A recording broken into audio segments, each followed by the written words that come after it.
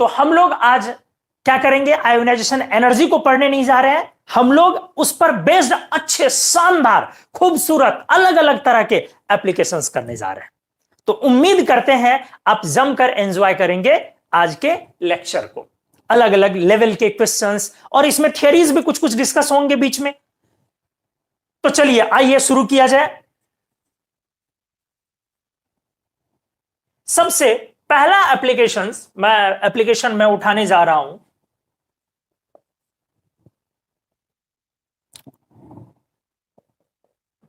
The ionisation. आप pen copy लेके बैठेंगे एकदम, enthalpy of isotopes of an element will be, अच्छा एप्लीकेशन मैं करवा रहा हूं, same. Second option is different. Third one is dependent on atomic mass, and fourth one I am giving you dependent on the number of neutrons present in the nucleus. आपके सामने हमने एक application डाला है, खूबसूरत सा प्यारा सा एप्लीकेशन, आपको इसका जवाब देना है। हमने लिखा है कि the ionisation enthalpy of isotopes of an element, कोई एक एलिमेंट है उसके ढेर सारे ionisation enthalpy will be same, different, dependent on atomic mass, dependent on the number of neutrons present in the nucleus. आराम से सोचो, मैं 15 सेकंड 20 सेकंड का मैं आपको टाइम भी दे रहा हूं और आप अपने आंसर्स भी यहां पर भेजेंगे।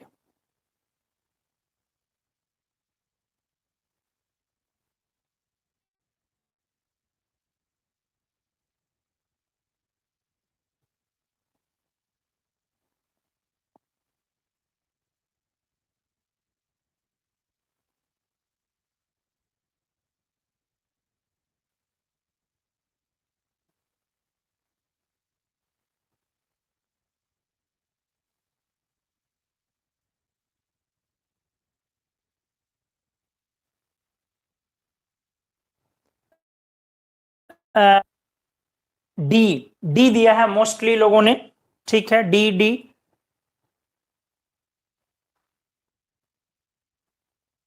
जिन्होंने लिखा है कि सर एक ही लेक्चर आपके चैनल पे, बाकी लेक्चर्स भी ऐड कर दिए जाएंगे धीरे धीरे। अंकुश ने लिखा है सी। सी सूरज ने भी लिखा है, कुछ लोग सी पर भी हैं, कुछ लोग डी पे भी हैं।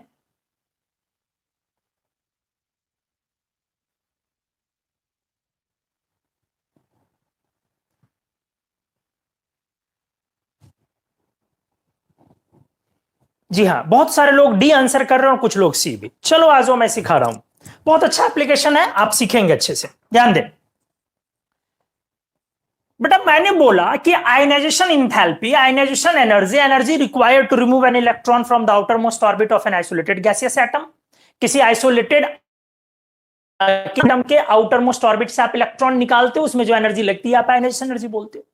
हमने आपको फैक्टर्स भी पढ़ाया है कि यदि कोई एटम में इलेक्ट्रॉन बॉन्डेड है तो दो सवाल है कि इसको निकालने के लिए जो, अगर ये एक्स गैस है, जो आप एनर्जी पुट कर रहे हो आयनाइजेशन एनर्जी, उसके बाद ये एक्स प्लस गैस और इलेक्ट्रॉन निकलेगा। तो कौन सा फैक्टर इसमें से देखो कि आइसोटोप्स के लिए चेंज करेगा। तो अगर आइसोटोप्स है किसी एलिमेंट का अच्छे से, तो क्या उसका प्रोटॉन का संख्या सेम है या डिफरेंट।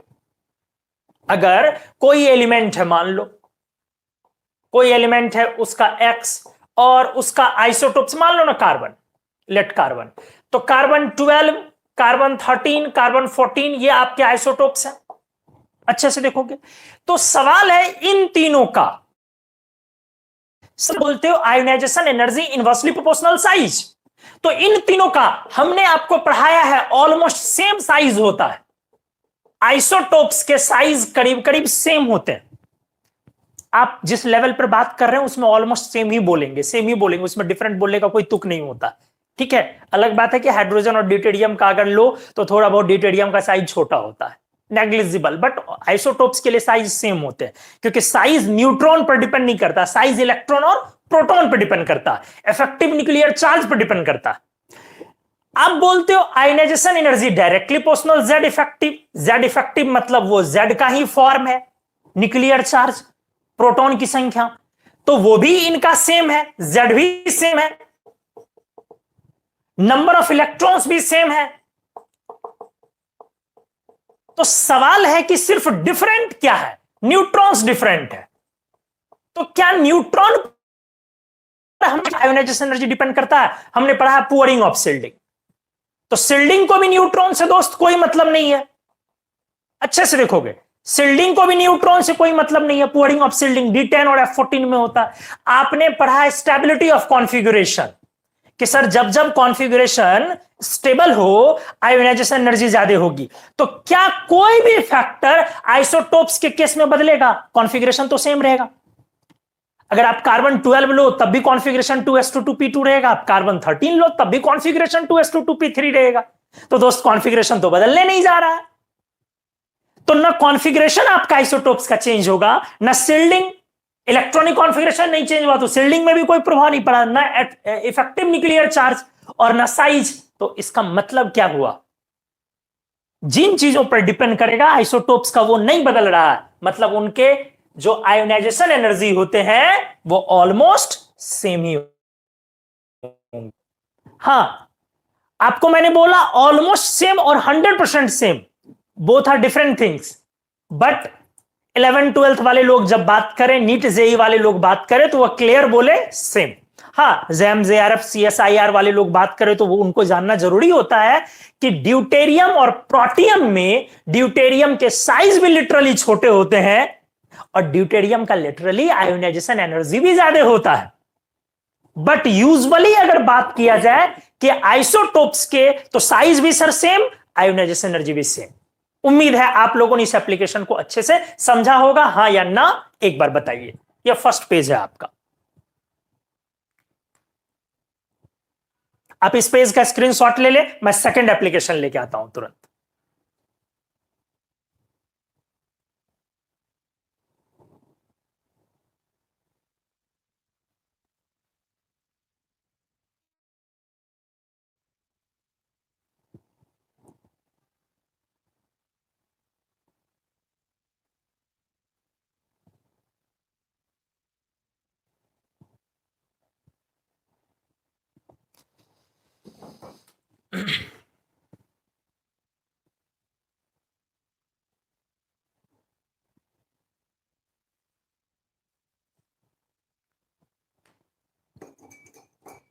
चलिए मैं सेकंड एप्लीकेशन लेके आ रहा हूं पेज 2 के लिए। समझ में आया आप लोगों को अच्छे से? ये क्लियर हुआ ये वाला एप्लीकेशन? यस और no? Yes sir, yes sir, हां सर, यस सर, ठीक है, गुड, बहुत बढ़िया। अगर किन्हीं को कोई क्वेश्चंस आ रहा हो दिमाग में कुछ तो इसमें पूछ भी सकते हैं। YouTube का हमने इसलिए चुना है क्योंकि इससे ये होगा कि वैसे लोग भी जो हमसे नहीं पढ़ रहे हो वो भी बेनिफिटेड हो सकते हैं, थोड़े बहुत भी थोड़ी अच्छी होती है।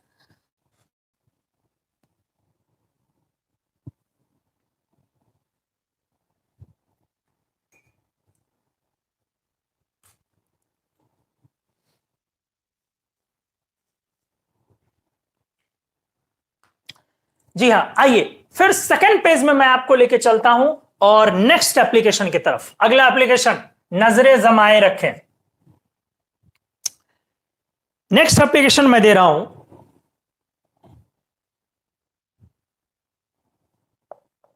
बहुत अच्छा, first and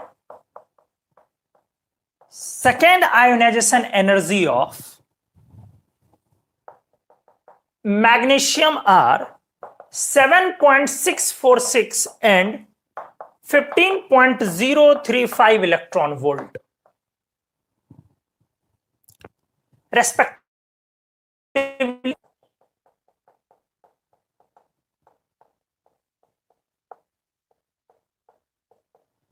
The amount of energy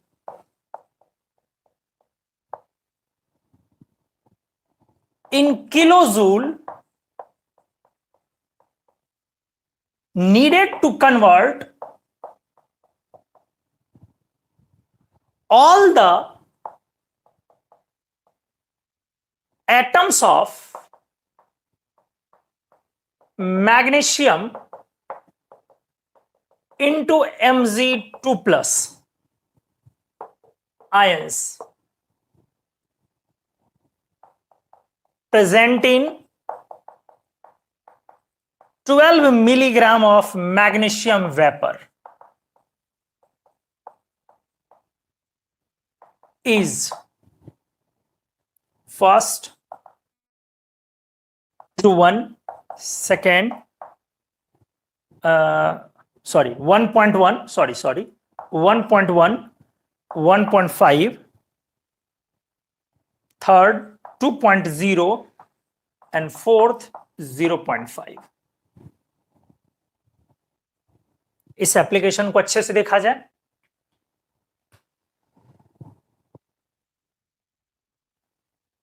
First and second ionization energy of magnesium are 7.646 and 15.035 electron volt respectively. The amount of energy in kilojoule needed to convert all the atoms of magnesium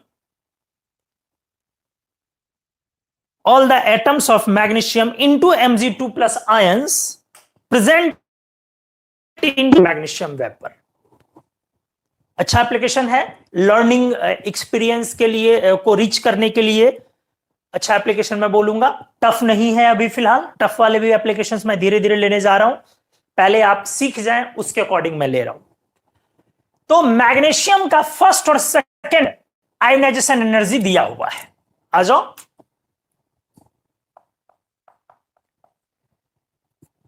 IE1 दिया हुआ है 7.646 electron volt. ठीक है दोस्त, electron volt का ई आप small लिखते हो और वी आपको कैपिटल लिखना होगा. और IE2 आपका है 15.035 इलेक्ट्रॉन वोल्ट. ठीक है, अब आपसे मैं पूछ रहा हूं कितनी एनर्जी चाहिए किलोजूल में. दोस्त इलेक्ट्रॉन वोल्ट में दिया हुआ और मैं पूछ रहा हूं किलोजूल में. तो एक electron volt equals to electron के चार्ज जितना एनर्जी जूल में होता है 1.6 into 10 to the power -19 joule. ठीक है, या आप किलो जूल पर मोल में भी उसको बदल सकते हैं. 196.48 किलो जूल पर मोल होता है. एनीवेज, आइए. तो अब कह रहा है कि कितने एनर्जी की जरूरत है कि सारे एटम मैग्नीशियम को Mg2 प्लस आयन में कन्वर्ट कर दे. क्या बोला मैंने? हमारा जो मैग्नीशियम एटम्स हैं Mg2 plus ions present in 12 milligram of magnesium vapour, ये 12 मिलीग्राम है. अब इन सारे को कन्वर्ट करना है Mg2 प्लस में, और मैं आपसे पूछ रहा हूं क्या कितनी एनर्जी रिक्वायर्ड है, हाउ मच एनर्जी नीडेड. तो आप दोस्त ये सोचो कि जो डेल्टा H यहां पे है, मतलब जो एनर्जी रिक्वायर्ड है पर एटम कितना है. तो 2 इलेक्ट्रॉन निकालना है. तो पर एटम जो अच्छे से आप देखोगे, जो पर एटम नीडेड होगा वो आयनाइजेशन एनर्जी 1 और आयनाइजेशन एनर्जी 2 दोनों नीडेड होगा. जो पर एटम नीडेड होगा वो आयनाइजेशन, क्योंकि आप Mg न्यूट्रल को Mg2 प्लस में ले जा रहे हैं. ठीक है, तो आपको इसको न्यूट्रल को 2 प्लस में ले जा रहे हैं, तो आपको यहां पर इस स्टेप में IE1 भी लगेगा और IE2 भी लग जाएगी जी. एक नहीं, दोनों लगेगी. बहुत क्लियर है. तो जैसे एक इलेक्ट्रॉन वोल्ट 1.6 इंटू 10⁻19 जूल, और आप इसको किलोजूल पर मोल में कन्वर्ट करोगे, जूल पर एटम हो गया ये, किलोजूल पर मोल में कन्वर्ट करोगे तो आपका ये आ जाता है 96.48 किलो जूल पर मोल। और ये काफी इंपॉर्टेंट है, इस कन्वर्जन को याद रखना।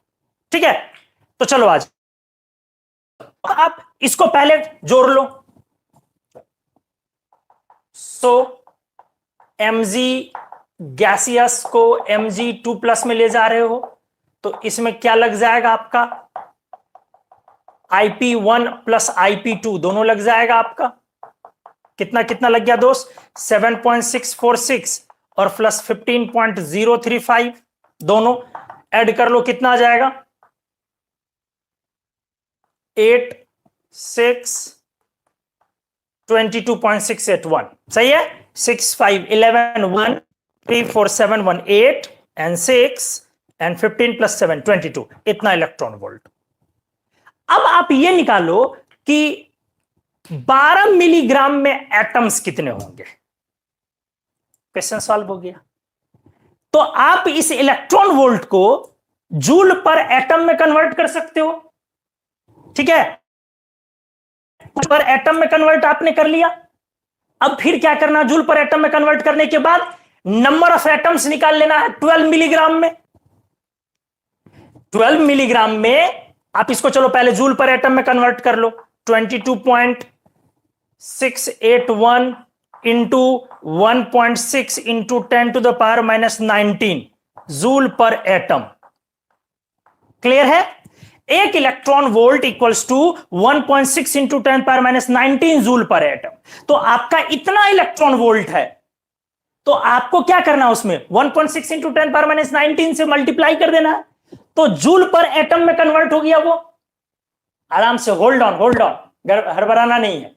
अब मैंने क्या बोला कि ये पर एटम इतनी एनर्जी लगेगी, तो आपके पास एटम्स कितने हैं जिसको कन्वर्ट करना है, तो 12 मिलीग्राम।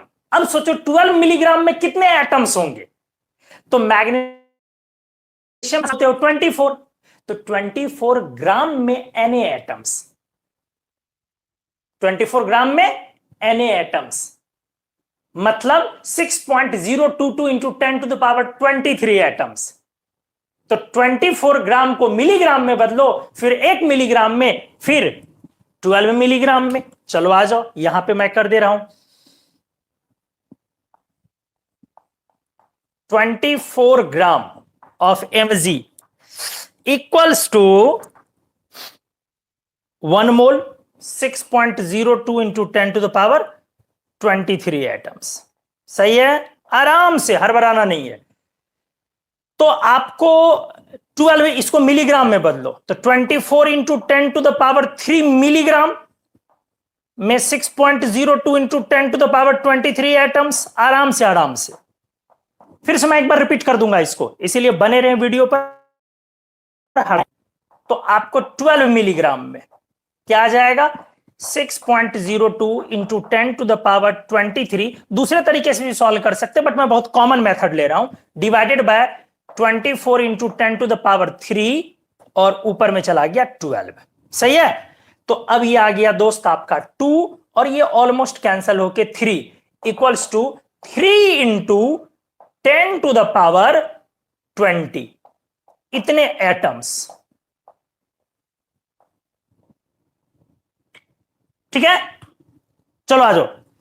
तो अब आपका इतना एटम निकल गया, पर एटम इतनी एनर्जी लग रही है, इसीलिए टोटल एनर्जी नीडेड कितनी हो जाएगी, टोटल एनर्जी नीडेड कितनी हो जाएगी दोस्त, ये पर एटम है तो इतने एटम लिए मल्टीप्लाई कर दोगे, 22.681 into 10 to the power minus 19 into 3 into 10 to the power 20 इतना जूल।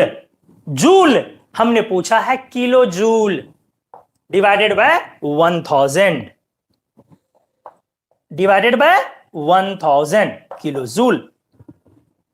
एक बार मैं फिर से रिपीट कर रहा हूं इस एप्लीकेशन को, जरा गौर करेंगे आप। मैं एक बार फिर से पढ़ के आपको समझा रहा हूं, ठीक है, बने रहे वीडियो पर और मैं पढ़ के समझा रहा हूं, आप सीखें। हमने दोस्त क्वेश्चन क्या दिया है, आप सही से देखो, हमने क्वेश्चन क्या दिया, एप्लीकेशन क्या दिया। हमने दिया है कि first and second ionisation energy of magnesium, magnesium का फर्स्ट और सेकेंड आयोनाइजेशन एनर्जी हमने लिखा है। कितना?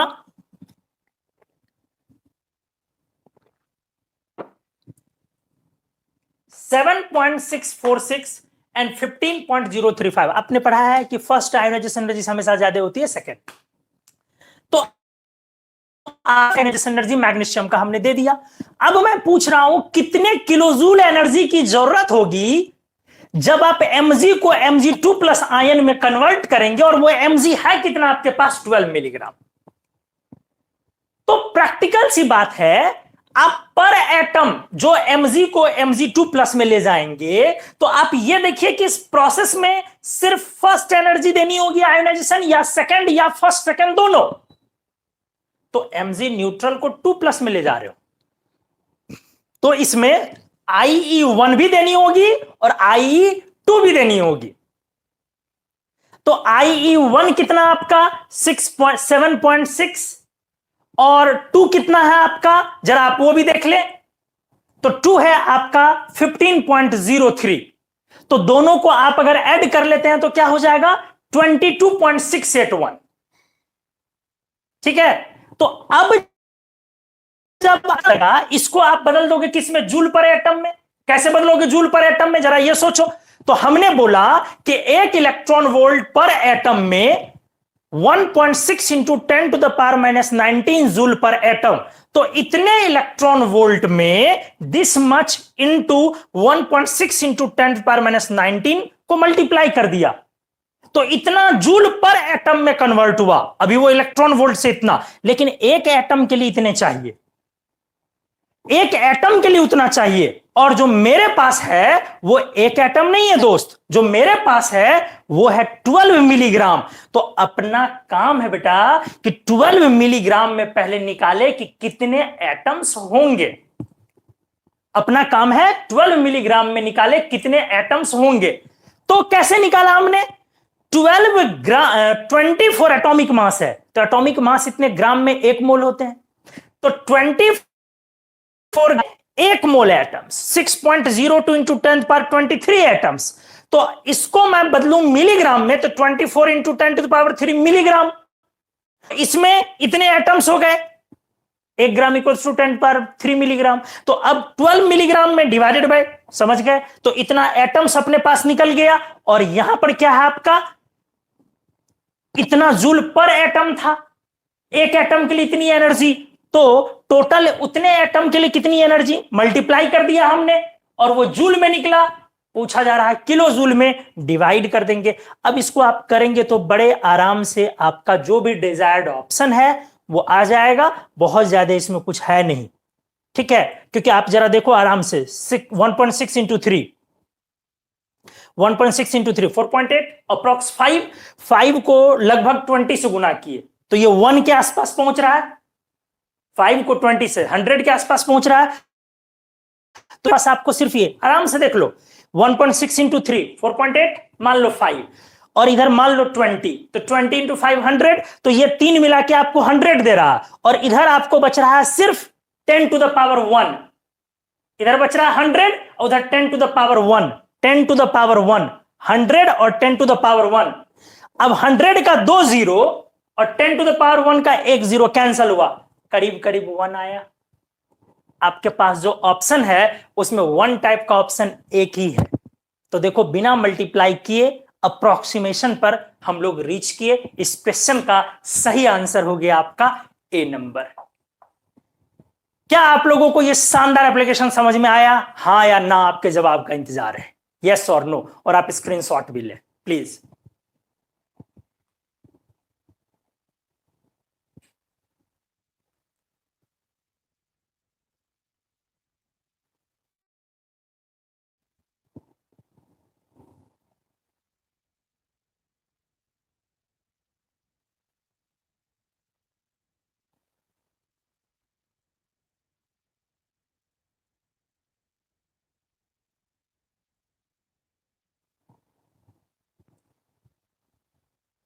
Yes sir, yes sir, superb.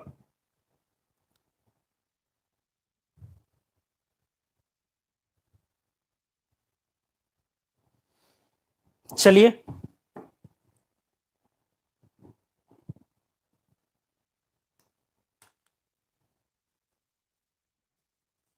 Screenshot आप लोगों ने ले लिया।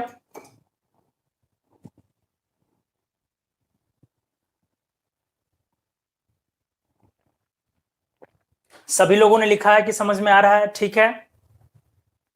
सुपर वीडियो क्वालिटी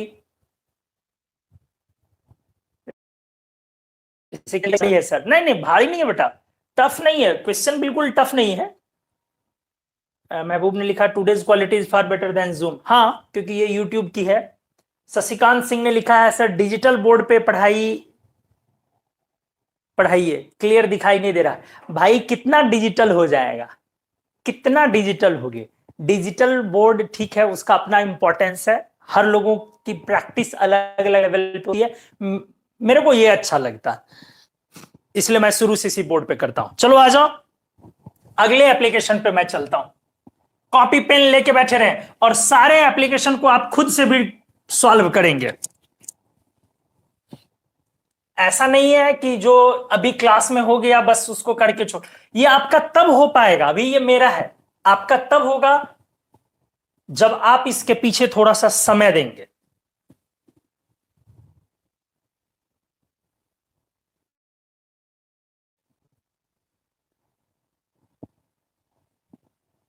बहुत अच्छा एप्लीकेशन लेके आ रहा हूं फिर से।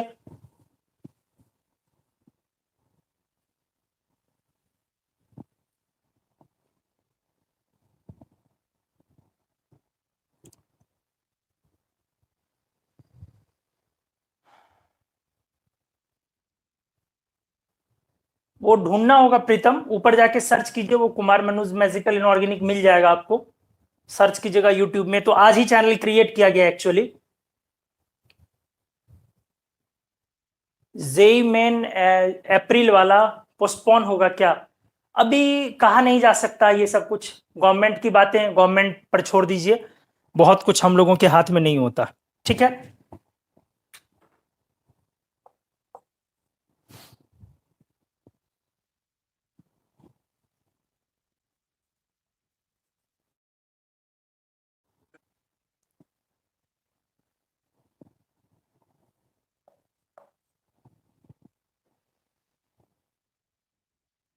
तो चलिए आइए, नेक्स्ट एप्लीकेशन के लिए आप तैयार हैं। 1 mole of magnesium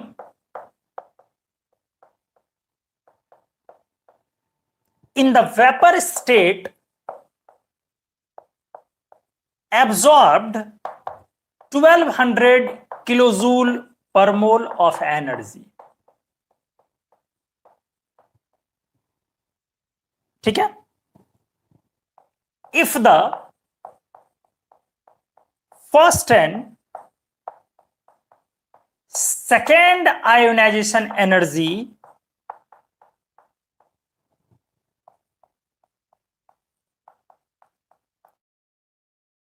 are 750 and 1450 kilojoule per mole respectively, the final composition of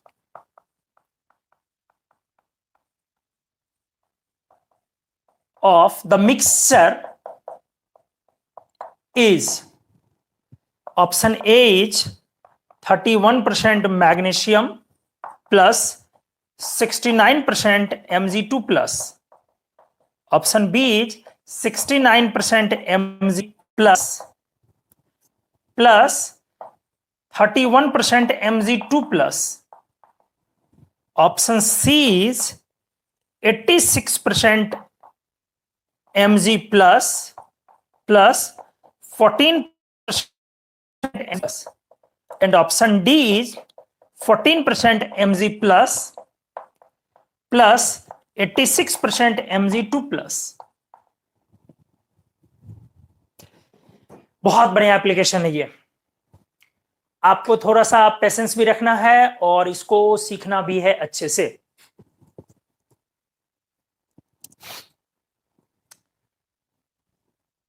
एक मोल 1 mole of magnesium in the vapour state, 1 mole magnesium को वेपर स्टेट में एब्जॉर्ब कर रहा है 1200 किलोजूल पर मोल। ऑब्वियस है, एक मोल के लिए 1200 किलोजूल वो एब्जॉर्ब कर रहा है। ठीक है, एक mole magnesium atoms 1200 kilojoule energy absorb कर रहा है। If the first and second ionisation energy of magnesium इस बार ऑलरेडी किलोजूल पर मोल में, इलेक्ट्रॉन वोल्ट में नहीं है। ठीक है, वो इतना है। तो आपको बताना है कि अगर एक मोल मैग्नीशियम को 1200 किलोजूल एनर्जी मिल जाए तो उसमें से कितना mg में रहेगा कि Mg2+ में जाएगा कि Mg+ में, कितना कितना परसेंट का वो कॉम्पोजिशन होगा। बहुत अच्छा एप्लीकेशन है ये। इसको आप कह सकते हैं कि आसान नहीं है।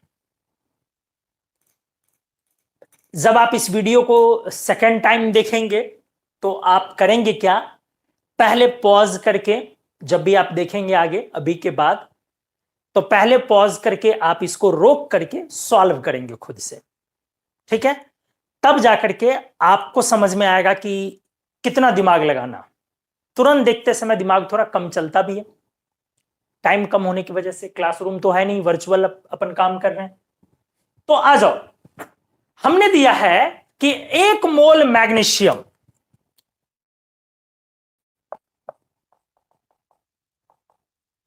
ठीक है, 1 मोल, ये क्लियर किया हुआ है। ये 1200 किलो जूल एब्जॉर्ब किया और कन्वर्ट किया है। ऑप्शन को जरा देखें, कुछ ऑप्शन में mg है, कुछ में Mg2+, कुछ में Mg+, कुछ में Mg2+। ध्यान से, एक ऑप्शन ऐसा है जिसमें mg Mg2+ है, मतलब कन्वर्ट किया भी नहीं है और कट गया। एक लूज किया और 2 लूज किया, एक लूज किया 2 लूज किया, एक लूज किया 2 लूज किया। तो आपके पास 2 तरीके के ऑप्शन है, आपके पास 2 तरीके के ऑप्शन है। एक ऑप्शन है जिसमें mg एंड Mg2+ है, और दूसरा ऑप्शन है जिसमें Mg+ एंड Mg2+ है। 2 तरीके का आपके पास ऑप्शन है। ठीक है, अच्छे से देखो, एक ऑप्शन है एक ऑप्शन है Mg+ Mg2+। तो दिमाग लगाओ, यदि इसकी फर्स्ट आयोनाइजेशन एनर्जी कहां गया 750 और सेकंड इतना है, और अपन 1200 एनर्जी दे रहे हैं किलोजूल, और इतना इतना किलोजूल है फर्स्ट और सेकंड। दिमाग और दोस्त, ये चीज तो बहुत क्लियर है ना, पहले सारा का सारा 1+ में तो जाएगा ही जाएगा 750 किलोजूल लेकर के। सोचो, 100% पहले एक मोल का एक मोल पहले किस में कन्वर्ट कर जाएगा जी, Mg+ में, और कितना एनर्जी कंज्यूम कर लेगा 750, बचेगा कितना 450, क्योंकि 1200 दे रहे हो तो बचेगा कितना 450। अब आपका 450 ही ले करके देखोगे कि कितना 1450 सॉरी कितना 2+ में पहुंच। तो एक मोल के लिए आपका चाहिए 1450 सेकेंड आयोनाइजेशन एनर्जी एक मोल के लिए, लेकिन आपके पास है 450। तो सोचो 450 में कितना मोल कन्वर्ट कर गया उसमें से, उस एक में से। बन गया सवाल। अगर आप मैथ्स के स्टूडेंट है तो पकड़ चुके होंगे। पहले 100% आपका एक मोल का एक मोल कन्वर्ट किया 750 लेकर के, सब आ गया Mg+ में। अब Mg में कोई नहीं है, ए ऑप्शन ऐसे छट गया। अब जब सब Mg+ में आया तो उसमें से 450 joule 450 joule kilo joule still you having in your hand. तो सोचो कि out of 1 mole of magnesium atoms, how many magnesium atom will get converted to Mg2+ now by absorbing 450 kilojoule? तो सेकेंड आयोनाइजेशन एनर्जी है 1450, लेकिन एक मोल के लिए है आपके पास है 1/4, सॉरी 450 एग्जैक्टली 1/4 नहीं हुआ, सॉरी 14 है तो नहीं, 1/3 के अराउंड हुआ, जो भी हुआ। तो आपको अब उसके अकॉर्डिंग निकालना। चलो मैं सॉल्व करता हूं, चलो आ जाओ। Mg+ और Mg2+ में जाएगा, ये तो क्लियर हो गया। ये एक मोल है। मान लो कि इसमें से x मोल पहुंच गया Mg2+ में, या यही पहुंच गया x मोल इसमें, तो ये बच गया 1 - x। क्लियर हो गया?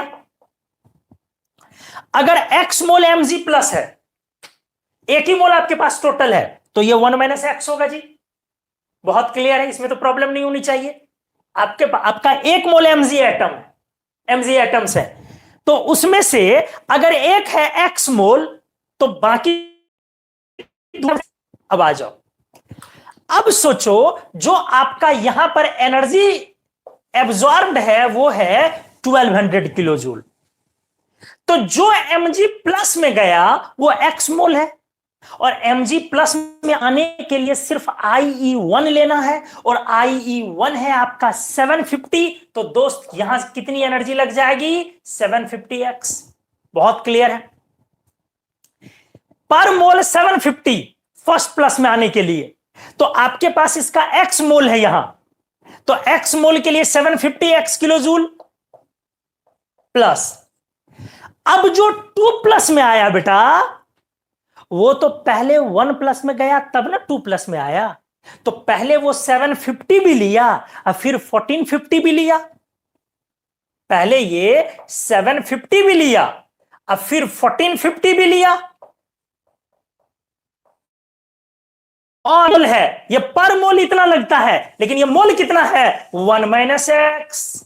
और ये टोटल जोड़ दोगे तो इसने 1200 किलो लिया। क्या शानदार एप्लीकेशन!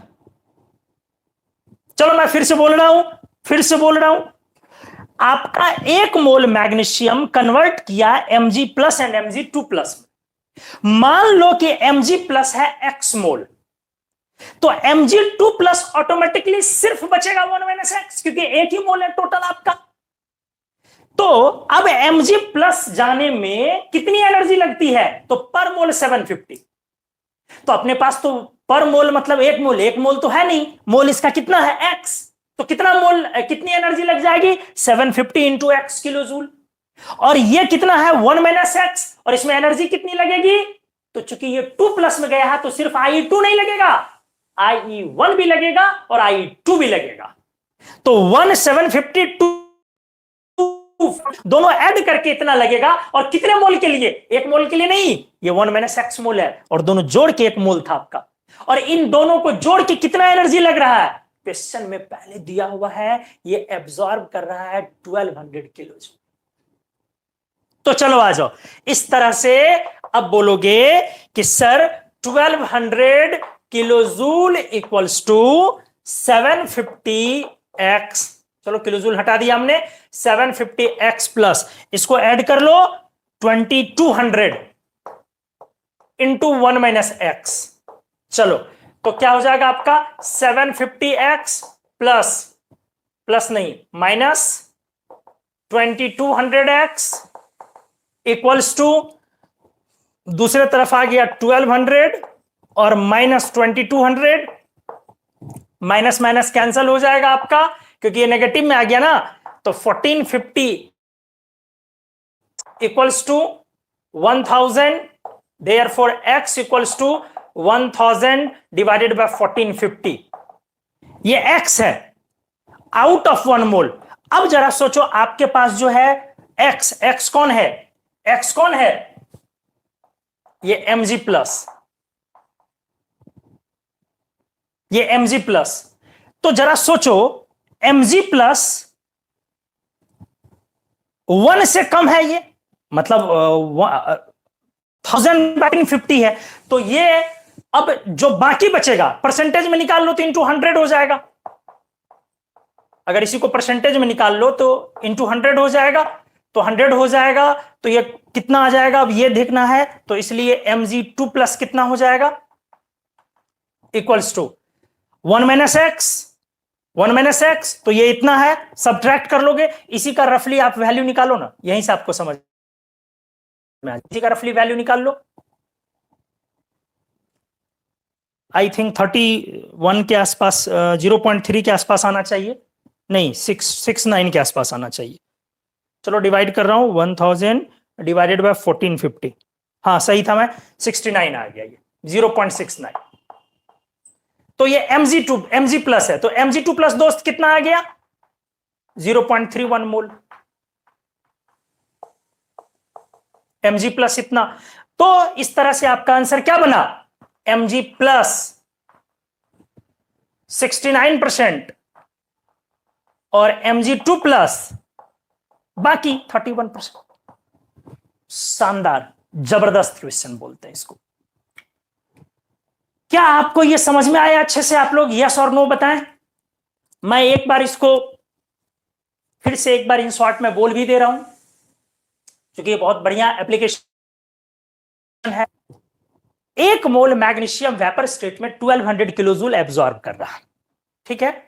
और यदि पहला और दूसरा आयनाइजेशन एनर्जी मैग्नीशियम का इतना और इतना है, तो आपको बताना है कि कॉम्पोजिशन में कितना mg प्लस कितना mg2 प्लस होगा। ऑप्शन में एक ये भी है कि mg प्लस है, और ऑप्शन में बाकी में ये है कि mg प्लस mg2 प्लस है। तो mg इसलिए नहीं हो सकता है क्योंकि फर्स्ट आयनाइजेशन एनर्जी 750 और अपन उससे ज्यादा टोटल को दे रहे हैं। इसका मतलब एक तो क्लियर है कि मिनिमम mg प्लस में तो सारे पहुंचे हुए हैं, और कुछ जो एक्स्ट्रा एनर्जी बच रहा है वो mg2 प्लस में भी पहुंचे हैं। तो जरा सोचो कि हमने दोनों लिख दिया कन्वर्ट करके 1200 किलो जूल लेके, इसका हमने x मोल ले लिया, तो ये 1 माइनस एक्स हो जाएगा। अब पर मोल इसमें लगता है 750, तो x मोल के लिए 750 इंटू एक्स पर मोल लगता है इसमें, दोनों ऐड करके, क्योंकि 2 प्लस है तो 2 प्लस में फर्स्ट आयनाइजेशन सेकंड आयनाइजेशन दोनों लगेगा, तो पर मोल लगता है इसमें दिस प्लस दिस हो जाएगा। यहां से x की वैल्यू निकल गई 0.69, तो out of 1 mole 0.69 mole mg plus हो गया, mg2 प्लस हो गया 0.3। तो इस तरह से 69% और 31%। शानदार एप्लीकेशन। तो आप इस एप्लीकेशन का स्क्रीनशॉट ले, अगले पेज में हम लोग नया एप्लीकेशन लेके आते हैं जल्दी से। और समझ में आया कि नहीं ये भी बताइए।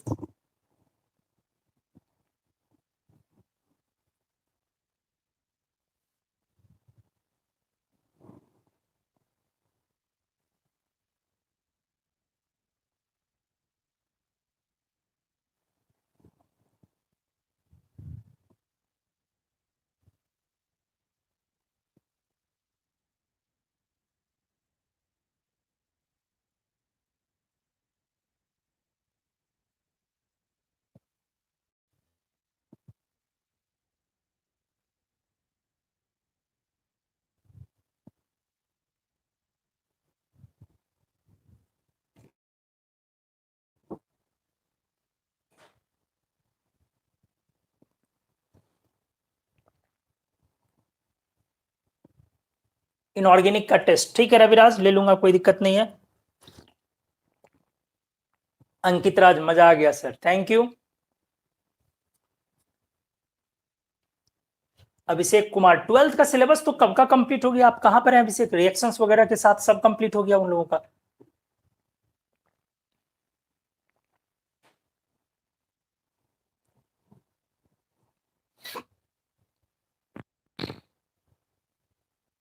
चलिए आ जाइए, तैयार रहिए आप लोग अगले एप्लीकेशन के लिए।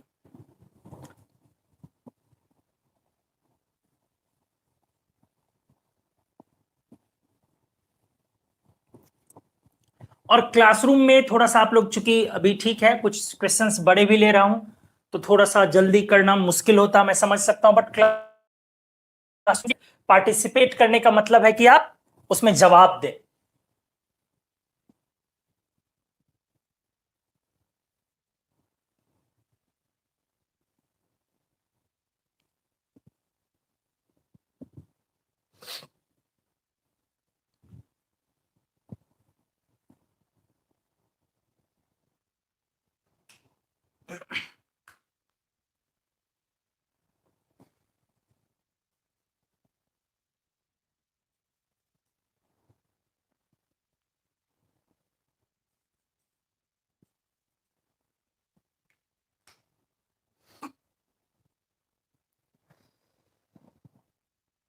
चलिए आइए फिर नेक्स्ट एप्लीकेशन के लिए हम लोग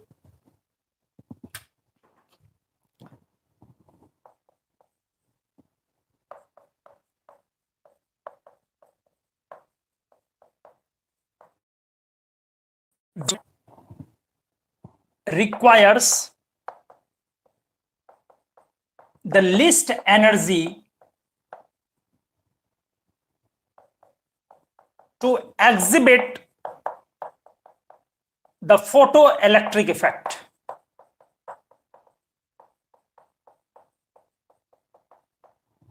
first caesium, second calcium, third copper and fourth mercury.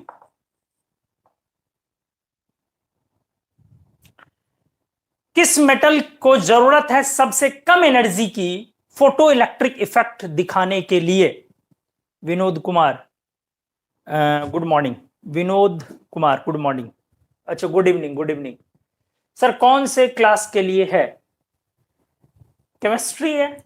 जो क्लास समझ ले, 11th समझ ले, 12th समझ ले, जैम जेआरएफ सीएसआर जो समझ ले, बट एक्चुअली नीट जेई के प्रिपरेशन के लिए। तो मैं आपसे पूछ रहा हूं कि कौन सा metal, which metal requires list energy, सबसे कम एनर्जी लगेगी फोटो इलेक्ट्रिक इफेक्ट दिखाने के लिए। फोटो इलेक्ट्रिक इफेक्ट में आप क्या होता है आपको पता होगा कि मेटल के सरफेस पर जब आप फोटॉन्स डालते हैं तो वहां से सरफेस से इलेक्ट्रॉन इजेक्ट होता है, मतलब आयोनाइजेशन ऑफ मेटल है वो। तो इलेक्ट्रॉन इजेक्ट करना है, मतलब जहां पर आयोनाइजेशन पोटेंशियल कम लगेगा, जहां पर आयोनाइजेशन पोटेंशियल कम लगेगा वो मेटल बड़ा इजीली फोटो इलेक्ट्रिक इफेक्ट दिखाएगा।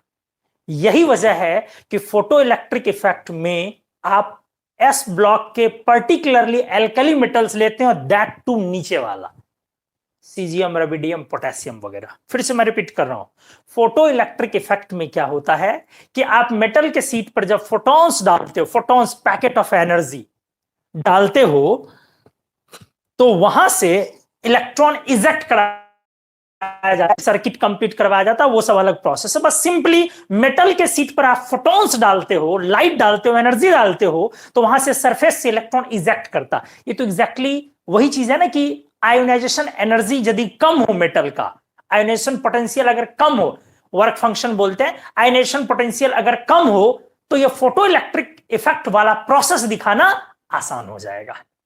तो सबसे कम आयोनाइजेशन एनर्जी किस ग्रुप की होती है? एस ब्लॉक में भी एल्कली मेटल, और एल्कली मेटल में भी अप द ग्रुप आयोनाइजेशन कम एनर्जी है, या डाउन द ग्रुप? तो down the group, down the group. तो डाउन द ग्रुप में क्या है? सीजियम, फ्रांसियम तो रेडियो एक्टिव एलिमेंट है तो खुद अनस्टेबल है, सीजियम, रबिडियम, पोटेशियम, इनकी आयोनाइजेशन एनर्जी कम है, तो usually caesium, rubidium, potassium photo electric effect में इस्तेमाल होते हैं। ठीक है, तो चलो आ जाओ यहां पे इस क्वेश्चन के सॉल्यूशन में आप क्या बोलोगे? लेसेंशियल, मोर फिजिबल, आसान, more feasible will be the photoelectric effect. Photoelectric effect. तो फिजिबिलिटी ऑफ फोटोइलेक्ट्रिक इफेक्ट किसकी ज्यादा होगी दोस्त? फोटोइलेक्ट्रिक इफेक्ट की फिजिबिलिटी किस मेटल के लिए ज्यादा होगी? सर लेफ्ट और डाउन, मतलब पर्टिकुलरली पोटेशियम से फिजिबल ज्यादा, रबिडियम से ज्यादा सीजियम। सही है, तो ये तीन आप समझ भी रहे, ये तीनों मोस्टली इस्तेमाल भी होता है। अब पॉइंट है यहां पर जो आपके पास ऑप्शन है, ये डी ब्लॉक है, ये डी ब्लॉक है, और ये 2A है, ये 1 है। इस क्वेश्चन का सही आंसर ए होगा। हालांकि मैं आपको बता दूं, अगर यूजुअली मैं एक अच्छा कॉन्सेप्चुअल चीज में बता रहा हूं, ये इफेक्ट में सीजियम की जगह पोटेशियम इस्तेमाल होता है, रेबिडियम इस्तेमाल होता है, सीजियम थोड़ा कम इस्तेमाल होता है फोटो इलेक्ट्रिक इफेक्ट में, जबकि सीजियम की आयोनाइजेशन एनर्जी लो है, बट सीजियम से फिर भी ज्यादा पोटेशियम और रबिडियम को इस्तेमाल हम लोग करते हैं। वजह क्या है ना, सीजियम का मेल्टिंग पॉइंट बहुत कम, आपको याद होगा, वो ऑलमोस्ट रूम टेम्परेचर पर एक लिक्विड मेटल होता है, तो थोड़ा सा हम लोग metallic sheath, solid metallic sheath लेने पर इजी होता है, तो हम लोग रबिडियम और पोटेशियम को इस्तेमाल कर लेते हैं, क्योंकि सीजियम एक लो मेल्टिंग सॉलिड है जो रूम टेम्परेचर पर लिक्विड तो नहीं होता, करीब करीब लिक्विड होता है। एनीवे, तो बहुत अच्छा एप्लीकेशन था ये, उम्मीद है आपने एंजॉय किया होगा। नेक्स्ट एप्लीकेशन पे मैं आपको लाता हूं अलग तरीके का।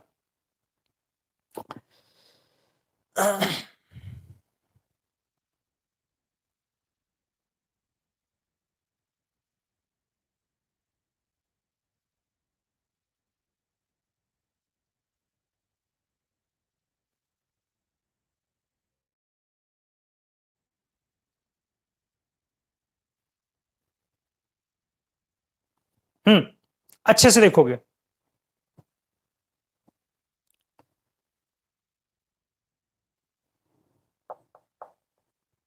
the first IE1 and second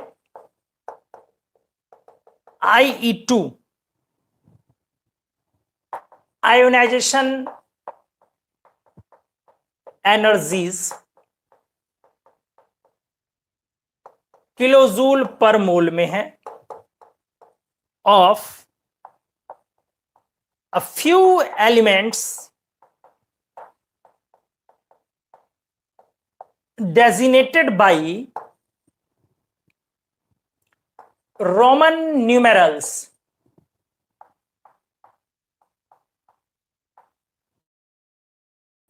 given below.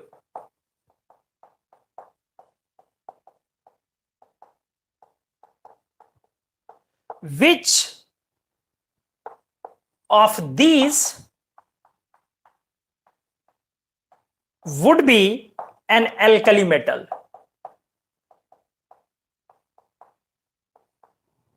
IE1, अच्छे से एप्लीकेशन को देखा जाए IE2। पहला ऑप्शन है element 1 2372, element 2 5251, option B element 2 520 7300, option C element 3 900 1760 and option D 1680 33। मेरा क्वेश्चन क्या है, जरा अच्छे से एप्लीकेशन को देखें। हमने क्या पूछा आपसे? हमने पूछा है शेखर आईआईटी मुंबई, सर आप गजब पढ़ाते हो, आपके कोर्स में 2023 में कैसे एनरोल करें? अरे थैंक यू शेखर। ठीक है, उसके लिए आप ऑफिशियल नंबर पर आप कॉल कर सकते हो, ऑफिस के नंबर पे, या अगर मेरे से कांटेक्ट करना हो तो इस नंबर पे भी कर सकते हो कांटेक्ट, फिर आपको फर्दर चीजें बता दी जाएंगी। एनीवेज, तो फर्स्ट आयनाइजेशन और सेकेंड आयनाइजेशन एनर्जी किलोजूल पर मोल में कुछ एलिमेंट्स के हमने दे दिए हैं और पूछ रहा हूं एल्कली मेटल होगा। तो वैल्यू से हमने आपको सिखाया है पीछे कि वैल्यू आयनाइजेशन एनर्जी के सक्सेसिव वैल्यूज से कैसे पकड़ते हैं एलिमेंट्स को, सडन जंप के बेसिस पर। मतलब यदि कोई एलिमेंट एल्कली मेटल होगा तो बेटा उसके पास एक ही वैलेंस इलेक्ट्रॉन होगा, तो जब वो लूज करने के बाद सेकंड लूज करने जाओगे, निकालने भयंकर ज्यादा आयोनाइजेशन एनर्जी लग जाएगी, बहुत ज्यादा आयोनाइजेशन एनर्जी लग जाएगी फर्स्ट के बाद जब आप सेकंड निकालने जाओगे। तो बी प्रैक्टिकल। तो बेटा देख, फर्स्ट में 2372 और सेकंड में 5251 लगा, एल्कली मेटल ढूंढ रहे हो, तो सेकंड आयोनाइजेशन एनर्जी बहुत बहुत बहुत ज्यादा, सडन जंप बोलते हैं इसको, अचानक वैल्यू में उछाल। हमने पढ़ाया पीछे के लेक्चर में 500 से 7000, और ये 2300 से 52, थर्ड में है 900 से 1700, 1600 से 30। कौन से में लग रहा है कि एक लूज करने के बाद अचानक बहुत बहुत बहुत ज्यादा एनर्जी हो जाएगी, एनर्जी मोदी जी टाइप का? किस में फीलिंग आ रही है? कुछ लोग लगातार टाइप कर रहे हैं सर आप अनअकैडमी ज्वाइन कर लो। अरे भाई साहब ऐसा क्या है, सब जब अनअकैडमी ज्वाइन कर ले तो सब बिक जाएगा ऐसे में। तो किस में ऐसा लग रहा है कि एक के बाद सेकंड आयोनाइजेशन एनर्जी बहुत ज्यादा है? जरा गौर से देखो। आप ऑप्शन, जल्दी सारे लोगों ने ऑप्शन बी टाइप लगा दिया, वेरी गुड, एक्सेलेंट, सब लोग बी लगा रहे हैं, शानदार, हेड्स ऑफ। डेफिनेटली ये 500 से देखो, ये तो जाहिर सी बात है एल्कली मेटल के लिए हमारा NS1 कॉन्फ़िगरेशन होता है, और उसमें जो IE2 होगा इसका वो एक्सट्रीमली लार्ज, काफी ज्यादा हो जाएगा। इसीलिए इस क्वेश्चन का सही आंसर हो गया आपका बी। तो उम्मीद है कि आपने जम के मजा लिया होगा इस एप्लीकेशन का। एक और अच्छा एप्लीकेशन मैं अगले पेज में ला रहा हूं, इसको आप पहले जल्दी से स्क्रीनशॉट निकाल लें इसका, तेजी से।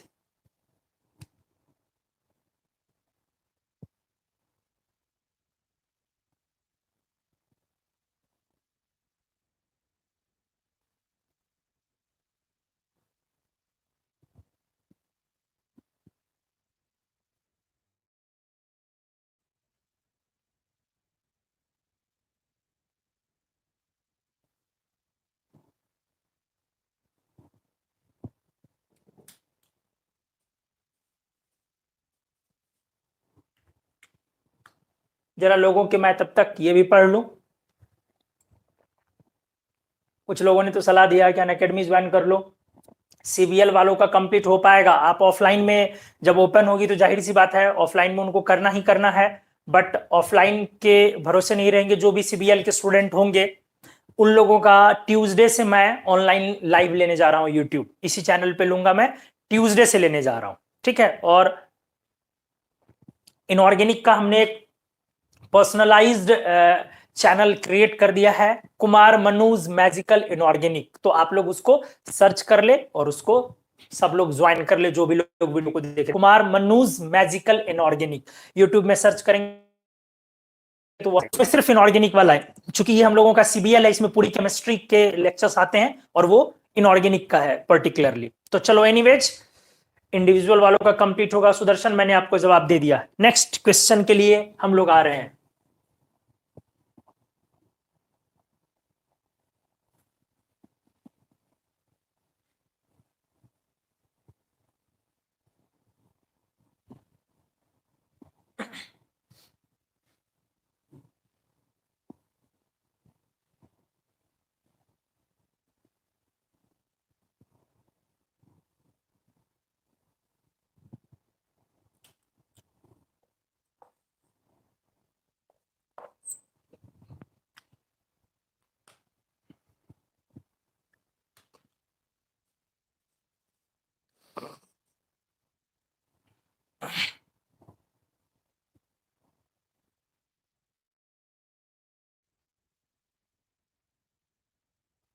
जी हाँ, आया जाए। Ionisation energy of transition metals follows in correct order in, पहला platinum greater than nickel greater than palladium, दूसरा gold than copper than silver, तीसरा scandium than yttrium than lanthanum, and चौथा मर्क्यूरी ग्रेटर देन जिंक। चलो जल्दी से आप लोग इसका जवाब ढूंढो। आपके सामने है ट्रांजिशन मेटल्स के आयोनाइजेशन एनर्जी, कौन सा ऑप्शन सही है? जल्दी से आप इसका जवाब ढूंढे।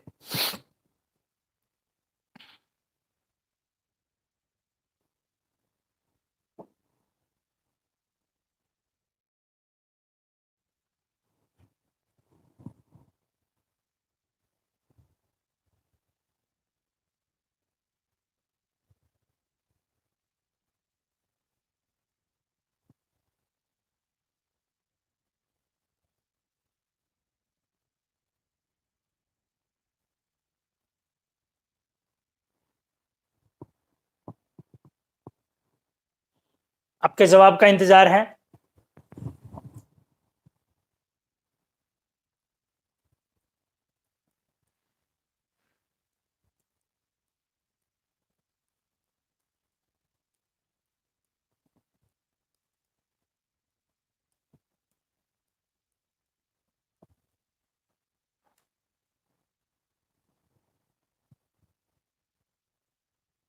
डी, कुछ स्टूडेंट ने डी रिप्लाई किया है। डी लगातार जवाब आ रहा है, डी। मैं भी सॉल्व करता हूं।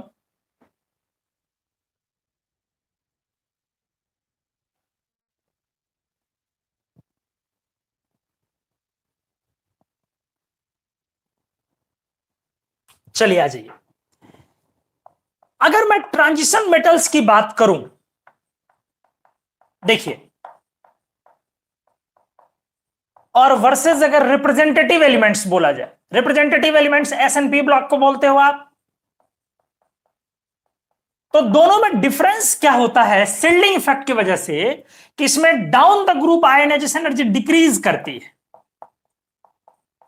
बट इसमें इन जनरल सबसे ज्यादा 5D सीरीज की आयोनाइजेशन एनर्जी होती है, उसके बाद 3D और सबसे कम 4D की इन जनरल। तो इस नजरिए से दोस्त अगर आप देखें, क्योंकि 5D सीरीज वालों के पास 4F14 होता है, बाकी के पास 4f14 नहीं होता है कोडिंग ऑफ शिल्डिंग, इसीलिए 5d वालों की आयोनाइजेशन एनर्जी सबसे ज्यादा होती है। तो अगर इस नजरिए से दोस्त आप देखें तो जैसे कॉपर सिल्वर गोल्ड, इसमें क्या आयोनाइजेशन एनर्जी का ट्रेंड होगा, हमने पढ़ाया है पीछे के लेक्चर को आप पलट के देखें, gold than copper than silver. Zinc cadmium mercury, तो mercury then zinc and then cadmium. लेकिन बट दो ग्रुप, एक 3b स्कैंडियम इट्रियम लैंथेनम, यहां साइज रेगुलरली इंक्रीज करता है और यह ग्रुप एस ब्लॉक जैसा बिहेव करता है हमेशा। 3b ग्रुप चूंकि डी ब्लॉक का पहला ग्रुप है, यहां शिल्डिंग ज्यादा पुअर नहीं होती है, तो यह एस ब्लॉक जैसा बिहेव करता है, तो साइज रेगुलरली इंक्रीज करता है और आयनाइजेशन रेगुलरली। एक ये ग्रुप हमने डिस्कस किया था और दूसरा हमने डिस्कस किया था 8b का निकल ग्रुप, याद करो, nickel palladium and platinum. Actually इसके पास 4f14 है, इसके लिए इसकी आयोनाइजेशन एनर्जी हाईएस्ट हो गई इन तीनों में, और इन दोनों में पैलेडियम के पास आपको तो पता है क्रिप्टॉन 5s04d10 होती है, इसीलिए इसकी हाई आयोनाइजेशन एनर्जी हो गई। तो कुल मिला के इसमें सबसे ज्यादा ये तब ये आयोनाइजेशन एनर्जी इंक्रीज कर गया। हमने आपको पढ़ाया था, एक बार फिर से रिपीट कर दूं, जो लोग नहीं पढ़े हैं या जानते हैं, पीरियोडिक टेबल का अकेला ग्रुप है ये निकल ग्रुप, जहां ionisation energy down the group जाने पर कभी घटता नहीं है या इरेगुलर नहीं है, बढ़ता है। बाकी किसी भी ग्रुप में बढ़ता नहीं है रेगुलर में सबसे नीचे वाले का सबसे ज्यादा होता है 5d, बट उसके बाद 3d होता है और तब 4d, बट इस ग्रुप में क्या है, डाउन द ग्रुप बढ़ जाता है। अकेला ग्रुप है पीरियोडिक टेबल में जहां down the group ionisation energy बढ़ती है। तो इस क्वेश्चन में अब आप देखो incorrect order down the group, ये देखो 5d 3d 4d गलत, गोल्ड कॉपर सिल्वर सही, scandium yttrium lanthanum down the group घट रहा है आयोनाइजेशन, अप द ग्रुप बढ़ रहा है, ये भी सही हो गया। मर्क्यूरी सही है, तो इस क्वेश्चन का जो आंसर हुआ वो आंसर क्या हो गया आपका, ए नंबर, इनकरेक्ट। तो आज के लेक्चर में हमने कुछ आयोनाइजेशन एनर्जी के अनोखे एप्लीकेशंस हमने डिस्कस किए हैं, उम्मीद है आपको मजा आया होगा। कुछ एप्लीकेशंस इसके अलावे, चूंकि ये लाइव क्लासेस है तो थोड़ा सा लाइव क्लासेस में एप्लीकेशंस आपसे डिस्कस करना, उन सब प्रोसेस में भी टाइम लगता है, तो थोड़ा सा कम क्वेश्चंस हो पाता है। मैं करने ये जा रहा हूं, इसके बाद एक लेक्चर और अपलोड हो जाएगा 40-45 मिनट का, जिसमें 7-8 क्वेश्चंस 10 क्वेश्चंस और अलग अलग तरह के, जैसे आज मैंने आपको 6 एप्लीकेशन करवाए बट अलग अलग तरीके के, तो 7-8 एप्लीकेशंस और भी डिफरेंट टाइप्स के आपके लिए मैं एक लेक्चर और लेकर के मैं आने जा रहा हूं। ठीक है, तो आज के लिए दोस्तों बस इतना ही। रेगुलर बने रहें लाइव क्लासेस में, ध्यान रखें दिन आपका Monday, Wednesday and Friday, time 9:15 to 10:30 PM। आप ये रिजर्व रखें, और एक चैनल है उस पर सारे रिकॉर्डेड लेक्चर्स जाएंगे, यहां मैं लाइव ले रहा हूं, रिकॉर्डेड लेक्चर्स वहां चले जाएंगे, कुमार मनूज मैजिकल इनऑर्गेनिक। इस चैनल को यहां पे मैं लाइव ले रहा हूं और वो रिकॉर्डेड लेक्चर्स, इसके रिकॉर्डेड लेक्चर्स उस चैनल पर अपलोड हो जाएंगे। ठीक है, तो इस चैनल को आप सब्सक्राइब कर ले, और अगर आप केमिस्ट्री सीखते रहना चाहते हैं कि कुछ मैं सीखते जाऊं, तो आप रेगुलर बेसिस पर MWF 9:15 to 10:30 PM में बने रहें। और डाउट्स के लिए जो हमने एक पर्सनलाइज्ड नंबर दिया था, आप उस पर डाउट्स भी व्हाट्सएप के थ्रू, सिर्फ व्हाट्सएप के थ्रू पूछ सकते हैं। तो आज के लिए बस इतना ही, अगले लेक्चर में हम लोग यहां से आगे बढ़ाएंगे। Thank you very much.